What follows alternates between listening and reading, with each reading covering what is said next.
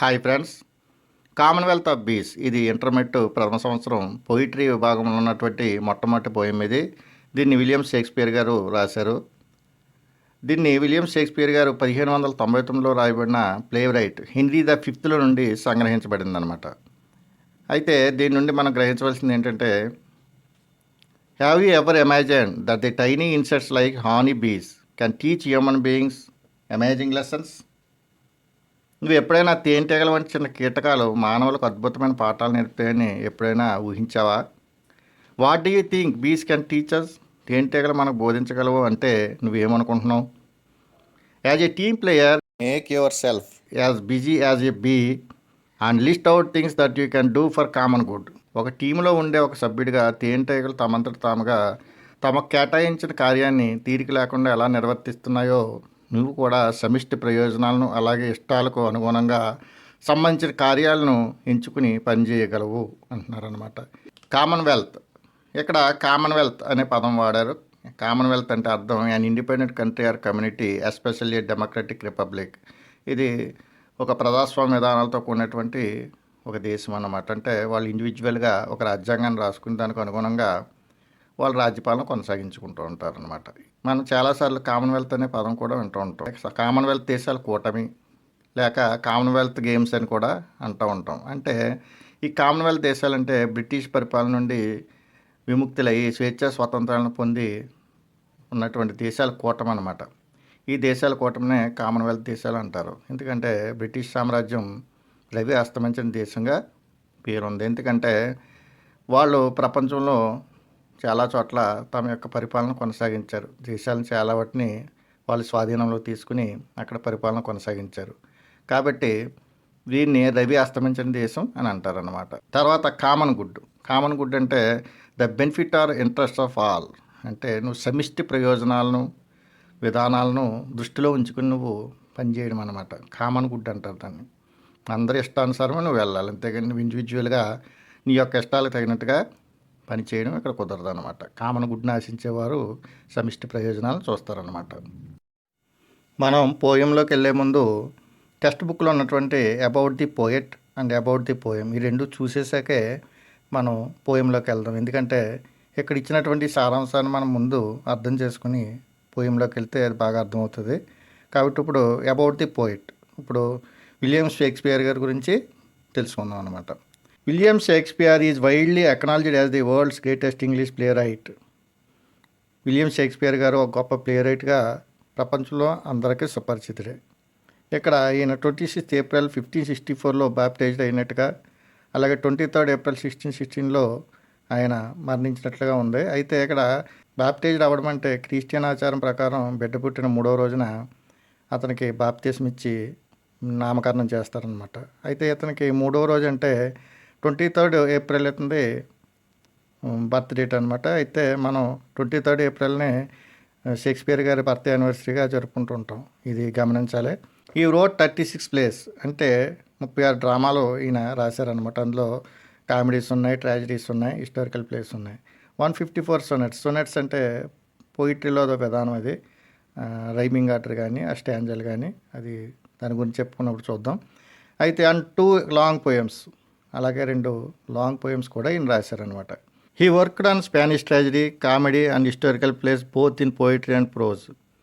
అంటే both poetry and prose రెండిట్లో ఉన్నటువంటి ఈ స్పానిష్ ట్రాజడీ మీద, కామెడీ మీద, హిస్టారికల్ ప్లేస్ మీద ఆయన వర్క్ చేశారనమాట. Some of the most popular plays of Shakespeare are Hamlet, Othello, King Lear, Macbeth, Henry the fifth, Julius Caesar, the Tempest, Romeo and Juliet, as you like it and the merchant of Venice. ఈయన రాసినటువంటి డ్రామాల్లో ముఖ్యమైనవి ఏంటంటే ఇప్పుడు ఈ పైన చెప్పుకునేవి అనమాట. అయితే ఇందులో కామెడీస్ ఉన్నాయి, ట్రాజడీస్ ఉన్నాయి, అలాగే హిస్టారికల్ ప్లేస్ కూడా ఉన్నాయి ఇందులో హ్యామ్లెట్ అనేది ఒక ట్రాజడీ, అది ఒథెల్లో, కింగ్ లేయర్ ఇవన్నీ కూడా మెకబెత్ వరకు కూడా ఈ ఒక ట్రాజడీస్. హెన్రీ ద ఫిఫ్త్ అనేది ఒక హిస్టారికల్ ప్లే అనమాట. ఇది హిస్టారికల్ ప్లే నుంచి సంగ్రహించినటువంటిదే ఈ పోయం, మనం ఇప్పుడు చెప్పుకోబోయే పోయం అనమాట. His greatness as a dramatist could be attributed to his rare insights into the human mind and heart. మనిషి యొక్క మైండ్లోను మనసులోను అంతర్గతంగా ఉన్నటువంటి అరుదైన విషయాలను చూపించడమే అతని యొక్క గొప్ప డ్రామటిస్ట్గా కొనియాడబడ్డానికి కారణం అనమాట. He succeeded in rendering the subtlest turns of human consciousness in lines that are memorable. అతను మనిషి యొక్క మైండ్లో జరిగే ప్రతి చిన్న మలుపును మర్చిపోలేని రీతిలో అక్షర రూపంలో వెళ్ళబొచ్చడమే అతను అంత డ్రామటిస్ట్గా సఫలీకృతులు అవ్వడానికి కారణం అనమాట. ఇక్కడ రెండరింగ్ అంటే ప్రజెంటింగ్ అని అర్థం. సటిలియస్ట్ అక్కడ బీ సైలెంట్, అది సటిలియస్ట్ అని చదవాలి, సూక్ష్మమైన అని అర్థం అన్నమాట. No wonder then that is place continue to be read, performed and enjoyed even after hundreds of years. నేటికి 100 సంవత్సరాలైనా అతని యొక్క ప్లేస్ని చదివి వాటిని నిర్వహించడం, అలాగే వాటిని మనం ఎంజాయ్ చేస్తున్నామంటే ఇప్పటికి కూడా ఆశ్చర్యపడవలసిన అవసరం లేదు. ఎందుకంటే వాటిలో అంత స్టఫ్ ఉంది ఇప్పటికీ కూడా. ఫర్ ఎగ్జాంపుల్ రోమియో అండ్ జూలియట్ని తీసుకుందాం. అది చివరికి విషాదాంతంగా ముగుస్తుంది. అయితే అందులో జరిగే మలుపులు, ట్విస్టులు చాలా ఉత్కంఠతను లేపుతాయి అన్నమాట. ఆ డ్రామాను చూసే వ్యక్తికి కానీ, లేకపోతే డ్రామా చదువుతున్న వ్యక్తికి కానీ. ఆ విధమైన విధానం ఇప్పుడు ఆ డ్రామాలు రాసి 400 ఏళ్ళు అయినప్పటికీ కూడా అవి ఎప్పటికీ కూడా ఎవర్ గ్రీన్. ఇది ఇప్పుడే కాదు, ఈ భూమి ఉన్నంతకాలం కూడా అవి ఎవర్ గ్రీన్గానే ఉంటాయి. దాంట్లో ఉన్నటువంటి ఆ ఉత్కంఠత అలాగే ఉంటుంది. కాబట్టి ఆయన గొప్ప డ్రామటిస్ట్గా పేరుగాంచాడు అనమాట, ఇటువంటి గొప్ప మాస్టర్ పీసుల్ని అందించి. అబౌట్ ది పోయం, ఈ పోయం గురించి టెక్స్ట్ బుక్లు ఏం రాశారో చూద్దాం. The poem commonwealth of bees is an excerpt from the William Shakespeare's play Henry the fifth act 1 scene 2. Commonwealth of bees అనే పోయం షేక్స్పియర్ గారు రాసిన హిస్టారికల్ ప్లే హెన్రీ ద ఫిఫ్త్లోని యాక్ట్ 1 సీన్ 2లో నుండి గ్రహించబడింది. ఈ డ్రామా యాక్చువల్గా 5 యాక్ట్స్ కలిగి ఉంటుంది. ఇక్కడ ఎక్సెప్ట్ అని అన్నాం, అక్కడ ఆర్ సైలెంట్ ఎక్సెప్ట్. ఎక్సెప్ట్ అంటే సంగ్రహించడం అని అర్థం అనమాట. Here Henry's archbishop of Canterbury offers to him in a lengthy speech a pattern for the organisation of his commonwealth in the time of war. ఇక్కడ archbishop of Canterbury Henry the ఫిఫ్త్ని ఉద్దేశించి యుద్ధ సమయంలో దేశం యొక్క ఉమ్మడి విధుల గురించి మచ్చుతొనకగా ఒక అంశాన్ని తీసుకుని తన ప్రసంగాన్ని కొనసాగించారన్నమాట. ఆర్చ్ బిషప్ అంటే ప్రధాన మత బోధకుడు అనమాట, ఒక చర్చిలోనమాట. అది ఎక్కడుందంటే Canterbury, a cathedral city in south east England, was a pilgrimage site in the middle ages. ఇది మన టెంపుల్ టౌన్ అని ఎలాగంటాం, అలాగే టెంపుల్ టౌన్ అంటే తిరుపతి, అలాగే ఇక్కడ క్యాథడ్రల్ సిటీ అన్నారు. ఈ యొక్క పెద్ద చర్చి ఇక్కడ ఉందన్నమాట. ఇందులో ఉండే ప్రధాన మత బోధకుని ఆర్చ్ బిషప్ అంటారు. ఇది సౌత్ ఈస్ట్ ఇంగ్లాండ్లో ఉంది. ఇది ఒక పిలిగ్రిమేజ్ సైట్, అంటే తీర్థయాత్రికులు సందర్శించేటువంటి ప్రదేశం అనమాట, ఇప్పుడు మిడిల్ ఏజెస్లోని. ఇది the archbishop of Canterbury attempts to convince the young king Henry that he has the right to the throne of France. Archbishop of Canterbury Henry the ఫిఫ్త్కి అతని France భూభాగాలపై ఉన్న వారసత్వ హక్కులను చెప్పి అతను దాన్ని పొందేలా ఒప్పించడానికి ప్రయత్నం చేశాడనమాట. His country can support a military venture to take the throne while also protecting security at home. అతని యొక్క దేశం అతని మిలిటరీ ద్వారా బలప్రయోగంతో ఫ్రాన్స్ను స్వాధీనపరచుకోవడానికి, అలాగా యుద్ధ సమయంలో తన రాజ్యంలో ఎటువంటి దురాక్రమణ జరగకుండా ఉండడానికి తమ మద్దతును అందిస్తామని ప్రోత్సహించాయన్నమాట. అంటే రాజ్యం ప్రోత్సహించడం అంటే ప్రజలందరూ కూడా దానికి సిద్ధంగా ఉన్నారన్నమాట. An important part of Canterbury's argument hinges on the behave as a metaphor for a rightly ordered kingdom. ఈ క్యాంటర్బరీస్ యొక్క తన వాదనలో ముఖ్య భాగం అంతా కూడా ఒక తేనె పట్టును ఒక క్రమబద్ధమైన విధానాలతో నడిచే ఒక రాజ్యానికి రూపకంగా తీసుకుని వివరించారు. In this poem Shakespeare gives a vivid picture of bees kingdom in a lyrical form. ఈ పోయం ద్వారా షేక్స్పియర్ గారు తేనెటీగల రాజ్యంలోని స్పష్టమైన విధానాలను అందంగా ఒక ఆలోచన పెంచే ధోరణిలో అందించారన్నమాట. If we notice their living style we can see that they have an organised life. మనం వాటి యొక్క జీవన విధానాన్ని పరిశీలిస్తే అవి ఒక నిర్వహణాపూర్వకమైన జీవన విధానం కలిగి ఉన్నాయని మనం గమనించవచ్చు. They have some rules and regulations. అవి కొన్ని నియమ నిబంధనలు కలిగి ఉన్నాయన్నమాట. They also have to maintain discipline in order to lead there lives. వాటి యొక్క జీవన విధానాన్ని కొనసాగించాలంటే అవి తగిన క్రమశిక్షణ కూడా పాటించాలి. షేక్స్పియర్ యూజెస్ బీస్ as a part of a long classical tradition of treating the natural world as a metaphor for the human kind. Shakespeare గారు ఒక సుదీర్ఘ ప్రాచీన సాంప్రదాయాలతో ఈ సహజసిద్ధమైన ప్రపంచంలో ఒక భాగమైన ఈ తేనెటీగలను ఒక రూపకంగా మానవాళికి చేర్చి తెలిపారన్నమాట. They are models of political and social organisation. అవి రాజకీయ మరియు సాంఘిక జీవన విధానాలకు ఆదర్శం అన్నమాట. ఈ says that honey bees have the capability to teach us the art of order. ఒక క్రమబద్ధమైన జీవన విధానాన్ని మనకు బోధించడంలో తేనెటీగలు తగిన సామర్థ్యాలు కలిగి ఉన్నాయని షేక్స్పియర్ గారు తెలియజేస్తున్నారు ఇక్కడ. In fact we can learn a lot about how to run A well order governance from these creatures. వాస్తవంగా మనం ఒక క్రమబద్ధతతో చక్కగా నిర్వహించబడే పరిపాలనా దక్షతను గురించి మనం ఈ యొక్క జీవుల నుండి నేర్చుకోవచ్చు. Like us they have a king and officers of sorts. మనలాగే అవి కూడా ఒక రాజుని అలాగే వివిధ స్థాయిలు గల అధికారులని కలిగి ఉంటాయన్నమాట. ఇక్కడ సోర్ట్ అంటే ఏంటంటే క్లాసు, లెవెల్, సోషల్ ర్యాంక్ అనమాట. అంటే రకరకాల లెవెల్స్ ఉంటాయి కదా ప్రతి సమాజంలో, అలాగనమాట. Some like magistrates dole out punishment at home while others venture forth for commerce like merchants. కొంతమంది వ్యాపార వ్యవహారాలు నిర్వహించడానికి అలాగే వర్తకులుగా ఉండడానికి సాహసిస్తూ ఉండగా కొన్ని న్యాయాధికారులుగా ఉండి రాజ్యంలో నేరం చేసిన వారికి శిక్షణ ఖరారు చేస్తాయి అన్నమాట. ఇక్కడ డోల్ అవుట్ అంటే టు గివ్ అవుట్ అని అర్థం అనమాట. Still others armour like soldiers with stingers pillage making war on this summer flower. వేసవిలో పూచే ఆ పుష్పాలపై దాడి చేసి ఆ మకరందాన్ని దోచుకురావడానికి కొన్ని సైనికుల వాటి యొక్క ఆయుధాలని, అంటే ఆయుధాలు అంటే ఇక్కడ గుండెలతో సిద్ధంగా ఉంటాయన్నమాట. ఇక్కడ పైలేజ్ అంటే to loot or plunder by force, అంటే కొల్లగొట్టుకు రావడం అనమాట. అంటే ఫోర్స్ఫుల్లీ అక్కడ ఉన్నటువంటి మనకు అవసరమైనవి తెచ్చేసుకోవడం అనమాట. ఇప్పుడు మనం గజనీ మహమ్మద్ ఇలాగ ఆ దేవాలయాన్ని దోచుకున్నాడు, ఈ దేవాలయాన్ని దోచుకున్నాడు అని మనం చరిత్రలో ఉన్నాం. అలాగనమాట కొల్లగొట్టుకు రావడం అనమాట. They bring the booty triumphantly to the royal tent of their emperor who is preoccupied with governing. వారి యొక్క చక్రవర్తి రాజ్య పరిపాలన నిమగ్నుడై ఉండగా అవి కొల్లగొట్టుకొచ్చిన వాటిని ఎంతో విజయ దరహాసంతో రాజ్యానికి తీసుకొస్తాయి అన్నమాట. బూటీ అంటే కొల్లగొట్టుకొచ్చినటువంటి సంపద అన్నమాట. తర్వాత ప్రీ ఆక్యుపైడ్ అనే పదం వాడారు. ప్రీ ఆక్యుపైడ్ అంటే ఒక కార్యంలో నిమగ్నుడై ఉండడం అన్నమాట. రాజుగారు ఎందులో నిమగ్నుడై ఉంటాడో పరిపాలనలో నిమగ్నుడై ఉంటాడు అనమాట. ప్రీ ఆక్యుపైడ్ అంటే నిమగ్నుడై ఉండటం అనమాట ఒక కార్యంలో. It becomes clear that all other classes of bees are dependent on the work done by the soldiers and the spoils they bring back to the king. మిగతా తరగతుల్లో పనిచేసేవారి యొక్క పని అంతా ఈ సైనికేయుల మీద ఆధారపడి ఉంటుంది. ఎందుకంటే కొల్లగొట్టుకొచ్చినంత తమ రాజ్యంలో రాజుగారి దగ్గరికి ఇవి తీసుకొస్తాయి కాబట్టి. The soldiers' spoils are turned into glorious profit, obvious to the king as he watches his singing masons building roofs of gold. ఆ సైనికులు కొల్లగొట్టుకొచ్చిందంతా ఒక దివ్యమైన సంపదగా మారుతుందన్నమాట. రాజుకి స్పష్టంగా తెలుస్తుంది, ఎందుకంటే ఆయన చూస్తుండగానే పాటలు పాడుతూ బంగారు పైకప్పుల్ని నిర్మిస్తూ ఉన్న మేస్త్రులు కనిపిస్తూ ఉంటారనమాట. ఇక్కడ పాటలు పాడుతూ ఉండమంటే తేనెపట్టు దగ్గరికి వెళ్ళినప్పుడు ఒక రకమైన సౌండ్ వస్తూ ఉంటుంది. అది బజ్జింగ్ సౌండ్ అంటాం.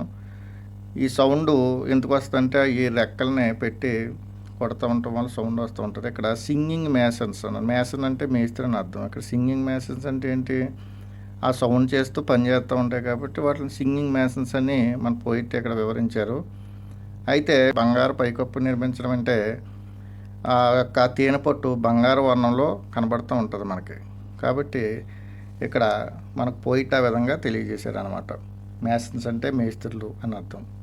Civil citizens turn the spoils into profitful honey and the mechanic porters crowd around carrying the pillaged goods into the hive. సామాన్య పౌరులు వారు కొల్లగొట్టుకొచ్చిన మకరందాన్ని విలువైన తేనెగా మారుస్తాయి అన్నమాట. అక్కడే చుట్టూ ఉన్న కింద స్థాయి ఉద్యోగులు అంటే కూలీ ఏగులు ఆ తేనెగా మారిన దాన్ని ఆ తేనె పొట్టులోని అరల్లో చేరుస్తూ ఉంటాయి అన్నమాట.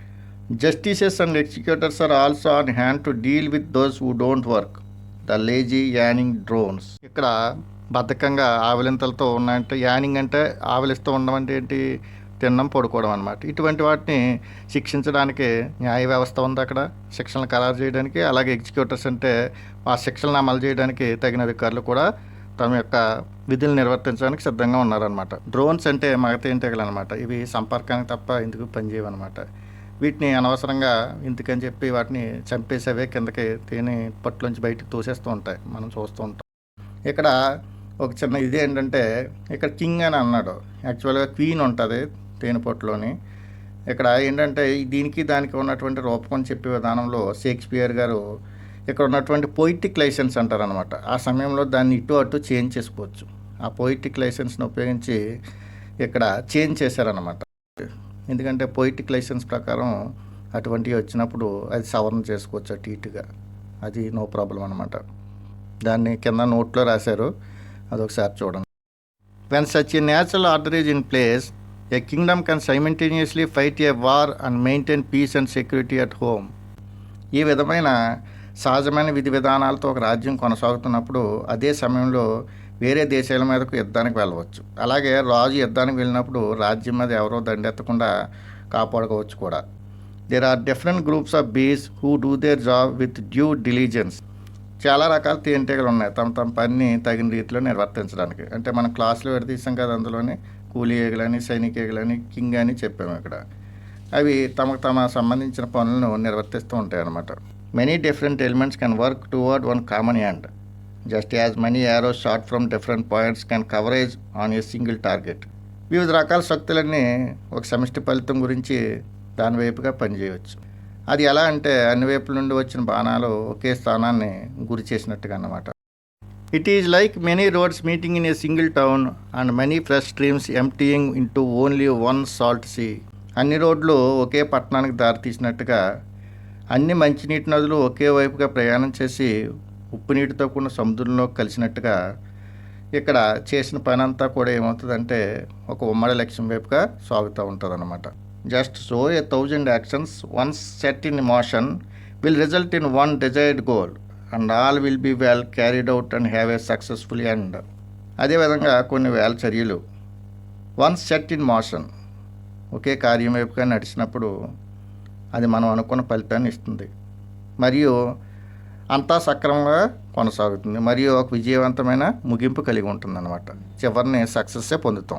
ఈ విధంగా ఆర్చ్ బిషప్ ఆఫ్ క్యాంటర్బరీ తన ప్రసంగానికి ముందు కొంతమంది వ్యక్తులు లేవనెత్తినటువంటి సందేహాలను నివృత్తి చేస్తూ, అలాగే రాజుగారైనటువంటి హెన్రీ ద ఫిఫ్త్కు ధైర్యాన్ని నూరిపోస్తూ ఈ ప్రసంగాన్ని కొనసాగిస్తాడన్నమాట. ఈ తేనెటీగల సామ్రాజ్యాన్ని కంపేర్ చేస్తూ అతనికి ఒక రకమైనటువంటి స్ఫూర్తిని కలిగిస్తాడనమాట ఫ్రాన్స్ మీద దాడి చేయడానికి. ఇప్పుడు పోయంలోకి వెళ్దాం. ఈ పోయంని షేక్స్పియర్ గారు రాసినటువంటి drama Henry the fifth act 1 scene 2 నుండి సంగ్రహించబడింది అనమాట. హెన్రీ ద ఫిఫ్త్ ఎవరు? హెన్రీ ద ఫిఫ్త్ అని ఆయన ఇంగ్లాండ్ దేశానికి రాజు అనమాట. హెన్రీ ద ఫిఫ్త్ యొక్క తండ్రి హెన్రీ ద ఫోర్త్, అలాగే ఆయన యొక్క తల్లి మేరీ డిబోన్.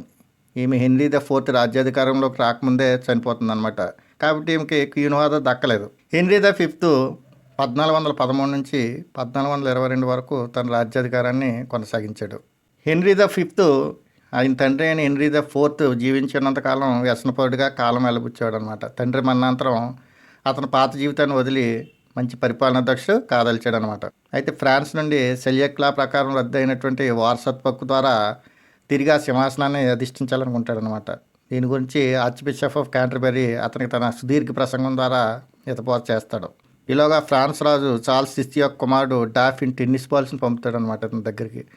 దీని అర్థం ఏంటంటే నువ్వు ఇంకా పసిబాలుడివే, ఇంకా ఆటలాడుకునే స్థితిలోనే ఉన్నామని ఆలన చేస్తున్నట్టుగా ఉంటుంది అనమాట. ఇది పుణ్య మీద కాలం చల్లినట్టుగా అవుతుంది రాజు హెన్రీ ద ఫిఫ్త్కి. వెంటనే యుద్ధం చేసి బ్యాటిల్ ఆఫ్ ఎజిన్కోర్ట్, ఇది 25 అక్టోబర్ 1415 జరుగుతుంది. దీనిలో ఫ్రాన్స్ రాజుని ఓడిస్తాడనమాట హెన్రీ ద ఫిఫ్త్. అసంఖ్యాకమైన సైన్యం కలిగి ఉన్న ఫ్రాన్స్ రాజు తన యొక్క మానసిక రుగ్మత వల్ల సైన్యాన్ని సరిగ్గా నడిపించలేకపోతాడనమాట. దీనివల్ల ఓటమి పాలవుతాడు. అయితే తన కుమార్తె అయిన క్యాథరిన్ని హెన్రీ ద ఫిఫ్త్కి ఇచ్చి వివాహం చేసి సంధి చేసుకుంటాడనమాట. సెల్యక్ ల్యాండ్స్ అంటే యాక్చువల్గా సెల్యక్ లా ప్రకారం అది ఏమవుతాయంటే ఫ్రాన్స్ నుంచి అంటే లేడీస్కి వారసత్వంగా వచ్చే హక్కులన్నీ రద్దు చేస్తుంది ఫ్రాన్స్ ప్రభుత్వం. కాబట్టి వాళ్ళు ఫిమేల్ ఎవరన్నా ఉంటే వాళ్ళకి వారసులుగా పరిగణించబడరు అనమాట. ఎందుకంటే హెన్రీ ద ఫిఫ్త్ యొక్క గ్రేట్ గ్రాండ్ మదర్స్ ఫ్రాన్స్ దేశానికి చెందిన వాళ్ళు ఉంటారు. ఇది ఎడ్వర్డ్ థర్డ్ దగ్గర నుంచి ఇది కొనసాగుతూ ఉంటుంది అనమాట. వాళ్ళకి వీళ్ళకి మధ్యనటువంటి విభేదాలు సందులు జరుగుతూనే ఉంటాయి.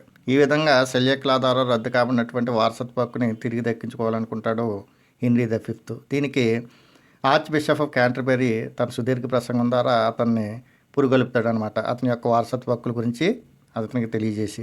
అయితే ఆర్చ్ బిషప్ ఆఫ్ క్యాంటర్బరీ తన ప్రసంగాన్ని కొనసాగించే ముందు 2 క్యారెక్టర్లు కనబడతాయి. వాళ్ళు ఏం చెప్తారంటే అందులో ఒక ఆయన ఎర్ల్ ఆఫ్ వెస్ట్మోర్లాండ్.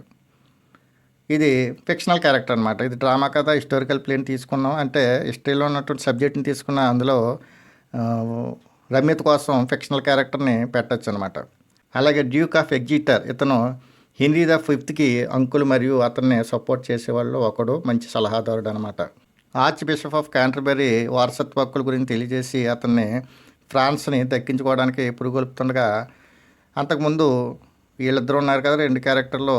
ఫస్ట్ క్యారెక్టర్ అర్లా వెస్ట్మోర్లాండ్ ఏమంటున్నాడంటే, but there is a saying very old and true, if that you will France win then with Scotland first begin. For once the eagle England being in prey to her unguarded nest, the weasel Scot comes sneaking and so sucks her princely eggs, playing the mouse in absence of the cat to tear and havoc more than she can eat. సచిన్తో కూడిన ఒక పాత సామెత ఉంది. నువ్వు ఫ్రాన్స్ని గెలవాలంటే ముందు స్కాట్లాండ్ని గెలవాలి. గెద్దవంటి ఇంగ్లాండ్ ఆహారానికి బయటికి వెళ్తే రక్షణ లేని దాని గూడిపై పొంచి ఉన్న విజిల్ దాని యొక్క వారసులని మింగేస్తుంది. ఇక్కడ వారసులు అంటే ఎగ్స్ అనమాట. విజిల్ అంటే అదొక మింగిస్ లాంటి జీవి, మాంసాహారం అనమాట. గుడ్లను పక్షులను అది ఆహారంగా తీసుకుంటూ ఉంటుంది. పిల్లి లేని సమయంలో ఎలుక ఆటలు కొనసాగిస్తుంది.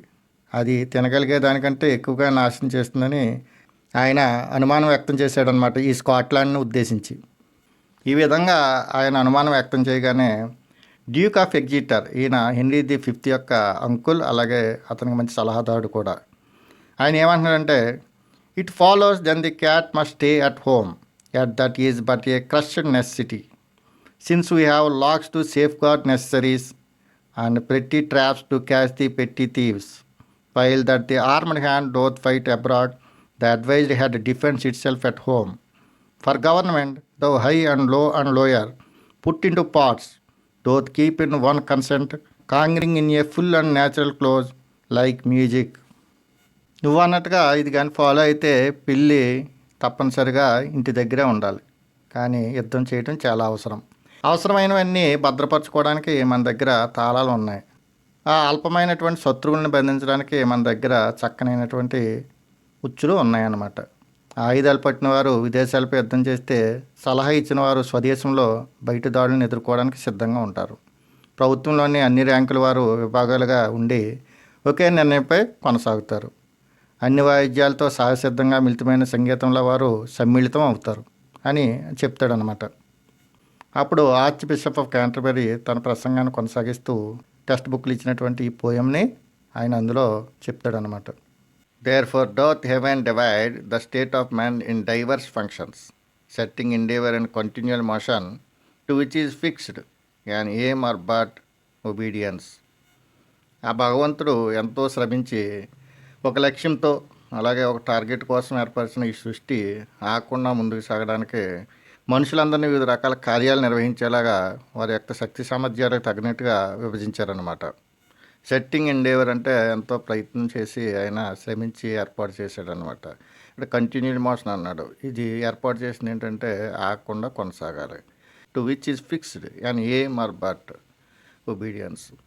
అది ఏదైతే ఆయన ఏర్పాటు చేశాడో, దేనికోసం ఏర్పాటు చేశాడో, ఒక లక్ష్యం కోసం, బట్ అండ్ టార్గెట్ అని అర్థం అనమాట.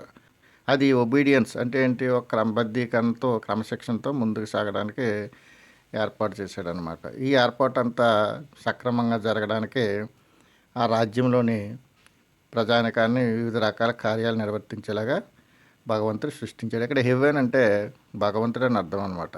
హెవెన్కి అడ్డ ఎవరు? భగవంతుడే. ఇప్పుడు టెక్స్ట్ బుక్లో ఉన్నటువంటి పోయం యొక్క లైన్స్ చూద్దాం. అయితే ఆల్రెడీ మనం అబౌట్ ది పోయంలో సారాంశాన్ని అంతా చూసాం కాబట్టి ఇది మనకి క్షుణ్ణంగా అర్థమయ్యే అవకాశం ఉంటుంది త్వరితగతిన. ఫర్ సో వర్క్ ద హానీ బీస్ creatures that by a rule in nature teach the art of order to a peopled kingdom. ప్రకృతి నియమాలకు అనుగుణంగా కష్టించి పనిచేస్తూ ముందుకు సాగుతున్నాయే తేనెటీగలు, ఆ చిన్న జీవులే మనుషులతో కూడిన రాజ్యానికి ఒక క్రమబద్ధమైన విధానం గురించి బోధిస్తాయి అని చెప్తున్నాడు ఈయన. They have a king and officers of sort.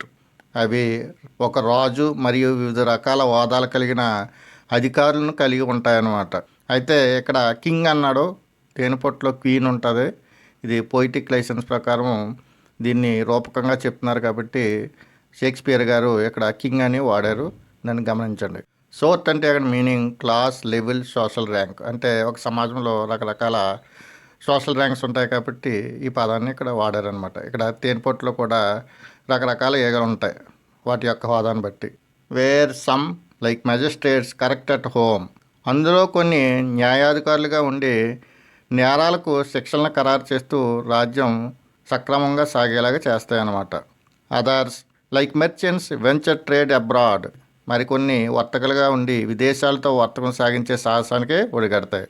Others like soldiers armed with their stings make boot up on the summer's velvet birds. అలాగే కొన్ని సైనికుల్లో ఆయుధాలు వంటి వాటి పుణ్యాలను కలిగి వేసవిలో రూపుదిద్దుకుంటున్నటువంటి వెల్వెట్ రంగులో ఉన్న మొగ్గల నుండి మకరందాన్ని దోచుకోవడానికి సిద్ధంగా ఉంటాయన్నమాట.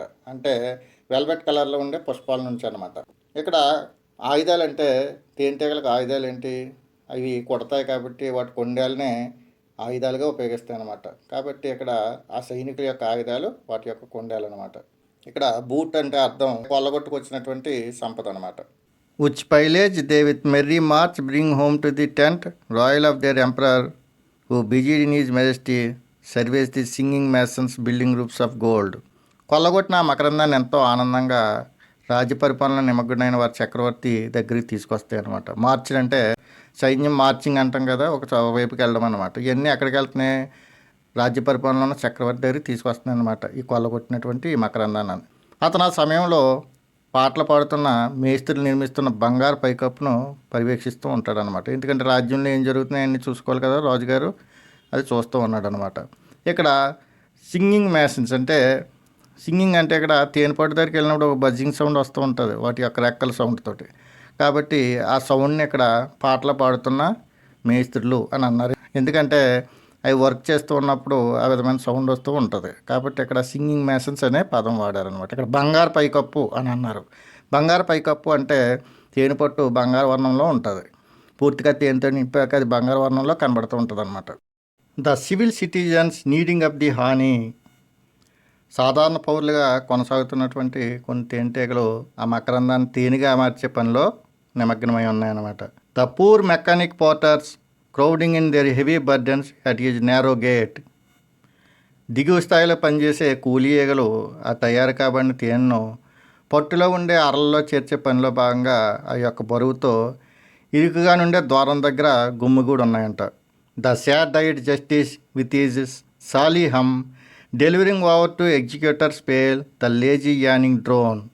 తీవ్రమైన తీర్పులో భాగంగా రాజుగారు తన యొక్క గర్జనతో తినిపడుకుని ఎటువంటి ప్రయోజనం లేని మగ తేనెటీగలను హతమార్చమని శిక్షలను అమలు చేసే తలారీలను ఆదేశిస్తాడంట. ఇక్కడ సాడ్ డైడ్ అంటే సీరియస్ అండ్ వెరీ కేర్ఫుల్ అని అర్థం. అలాగే సాలి అంటే కోపంగా అనమాట. ఇక్కడ పెయిల్ అంటే అర్థం లెస్ యూజ్ అన్నమాట, పనికి రాకుండా ఉన్నటువంటి అని అర్థం. The lazy yawning drone. Yawning అంటే ఆవులెంతలతో ఉన్నాం అనమాట, తిని పడుకోవడం అనమాట. డ్రోన్ అంటే మగేగలు. మగేగల్ని అవి ఏం చేస్తాయంటే అవి తేనెపొట్టులోంచి చంపేసి బయటికి తోసేస్తాయి. ఈ మగేగలు అనేవి సంపర్కం తర్వాత దేనికి పనిచేయవన్నమాట. దిస్ సెన్ఫర్, నేను దీని ద్వారా గ్రహించి చెప్పేది ఏంటంటే that many things having full reference to one consent may work contrariously. అందరూ విరుద్ధంగా వివిధ రకాల పనులు సాగిస్తున్నప్పటికీ అది ఒకే లక్ష్యం వైపుగా కొనసాగడం అన్నమాట. ఈయన ఆ తేనెపొట్టు నుండి గ్రహించాడు అన్నమాట ఈ విషయాన్ని. అది ఎలాగంటే as money arrows lose it several ways come to one mark. వేరు వేరు దిశల నుండి వచ్చిన బాణాలు ఒకే గురిగా సాగినట్టుగా అన్నమాట. As many ways meet in one town. అన్ని దారులు ఒకే పట్టణానికి దారి తీసినట్టుగా. As many fresh streams meet in one salt sea. అన్ని మంచినీటి సెలయేర్లు ఒకే వైపుగా పయనించి ఉప్పు నీటిని కలిగి ఉన్న సాగరాన్ని చేరినట్టుగా అంట. As many lines close in the dial centre. గడియారంలో సంఖ్యలను సూచించే గీతలన్నీ మధ్య భాగానికి కొనసాగుతున్నట్టుగా, అంటే సెంటర్ పాయింట్కి అనమాట. So many 1,000 actions once afoot end in one purpose and be all well borne without defeat. కొన్ని వేల చర్యలు ఒకే లక్ష్యం కొరకు రూపొందించుకుంటే అవి ఒకే ఫలితంతో ముగిస్తాయి. ఓటం లేకుండా అంతా సక్రమంగా కొనసాగుతుందన్నమాట. ఇప్పుడు పద్యం తర్వాత ఉన్నటువంటి కొద్ది భాగాన్ని మనం చూద్దాం. ఈ యొక్క పోయం చెప్పి ఆర్చ్ బిషప్ ఆఫ్ క్యాంటర్బరీ ఇంకేం చెప్తున్నారంటే therefore to France my liege. కాబట్టి మనం ఫ్రాన్స్ మీదకి యుద్ధానికి వెళ్దాము. మై లీజ్ అంటే నా యొక్క ప్రభువా అని సంబోధిస్తున్నాడు అనమాట. Divide your happy England into 4. ఎంతో ఆనందభరితంగా తలతూగుతున్నటువంటి మీ యొక్క ఇంగ్లాండ్ రాజ్యాన్ని 4 భాగాలుగా విభజన చేయండి, అంటే అందులో ఉన్న సైన్యాన్ని. Whereof take you 1/4 into France. ఆ 4 భాగాల్లోని ఒక వంతు, అంటే 1/4 వంతు మంది, అంటే ఓ పావు వంతు మందిని మీరు ఫ్రాన్స్ మీదకి యుద్ధానికి తీసుకెళ్ళండి. And you with all shall make all Gallia shake. మీరు ఆ పావు వంతు మందితోనే మీరు ఆ గలియా ప్రాంతాన్ని వణికించవచ్చు. గలియా అంటే ఫ్రాన్స్ అండ్ బెల్జియం ప్రాంతాన్ని గలియా అంటారనమాట. If we with thrice such powers left at home, మనం అలా చేస్తే ఇంకా 3 వంతుల బలం మన దేశంలోనే ఉంటుంది. Can not defend our own doors from the dog, మన యొక్క సొంత తలుపుల్ని ఆ కుక్క నుండి మనం కాపాడుకోలేమా అంటే, కుక్క అంటే ఎవరు ఇక్కడ? స్కాట్లాండ్ అనమాట.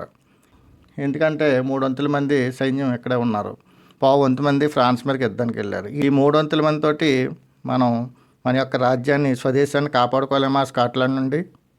Let us be worried and our nation lose the name of ordinance and policy. మనం ఆందోళన చెందితే మన దేశం యొక్క కష్టం, విధానం కోల్పోతుంది అని ఆర్చ్ బిషప్ ఆఫ్ క్యాంటర్బరీ తెలియజేస్తాడనమాట.